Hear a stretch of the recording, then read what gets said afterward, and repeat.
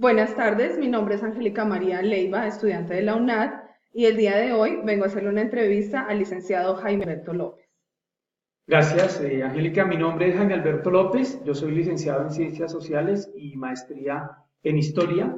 Entonces, he estado vinculado pues al tema de la docencia de la historia específicamente y también por ese mismo lado a la historia y su relación con la cultura.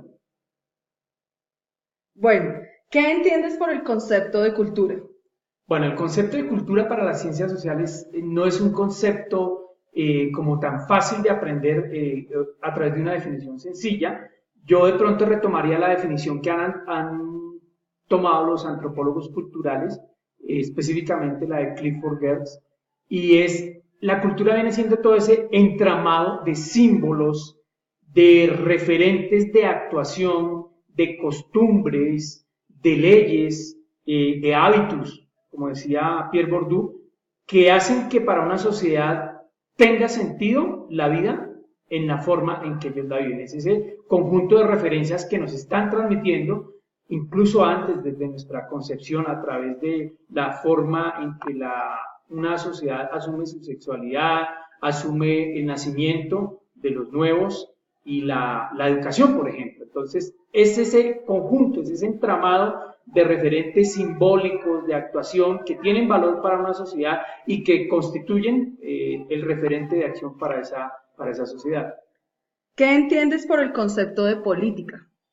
Bueno, política como tal, en una definición, pues, así como muy tradicional, es como la cosa pública, ¿sí? Y bueno, está la otra definición que sería la ciencia política, que es el estudio de cómo una se organiza para gobernarse, para garantizar el orden y para garantizar su funcionamiento. Las sociedades tienen que organizarse de alguna forma puedan el funcionamiento de las diferentes instancias, el abastecimiento, el poder, por ejemplo, es la categoría fundamental de la actividad política y de la ciencia política. Entonces, en resumidas cuentas, la política es cómo una sociedad se organiza en torno a un poder. Si es autoritario, demócrata, bueno, eso ya son variantes históricas y variantes del modelo que escoja una sociedad, pero no hay una sociedad que viva en la anarquía y que no tenga presente la concepción y el desarrollo de un poder mediante el cual se articulan sus actividades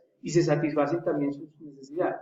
Muchas gracias, Jaime. Y por otro lado, entonces, ¿qué entiendes por el concepto de cultura política? Bueno, ahí mezclaríamos los dos conceptos de las dos definiciones previas y diríamos que la cultura política obedecería entonces a esa forma, a esa tradición que una determinada sociedad ha establecido con el poder. Esos mecanismos mediante los cuales la sociedad se organiza o la organiza una élite o determinado sector y que han constituido un referente histórico. Entonces, cultura política en algunos países, y para no ser excluyentes, ha sido sinónimo de transparencia, de participación, de buena gobernabilidad, de ejecución. Para otras sociedades, la cultura política ha sido la del clientelismo, la de los favores. Para otras sociedades, la cultura política ha sido la de la exclusión, por ejemplo, o de la independencia tardía. Y para otra, pues suena muy triste, pero pues la cultura política ha sido la corrupción y un sinnúmero de problemas que no han permitido que la actividad política fluya como tal en el sentido de ser una actividad para el beneficio de los ciudadanos.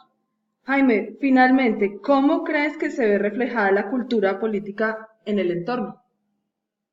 Principalmente en lo que nosotros vemos que es la política. Tú sales a la calle y preguntas por quién vas a votar, ahí tienes un referente de lo que es la cultura política. Yo diría que un fenómeno muy particular de nuestra sociedad es el abstencionismo, y ese abstencionismo es parte de la cultura política nuestra. O sea, son esos referentes con los cuales hemos obrado tal vez históricamente. El bipartidismo, por ejemplo, en Colombia es parte de la cultura política. El que una, dos, tres, cuatro, cinco familias sean las protagonistas de las elecciones durante muchísimo tiempo es parte de nuestra cultura política.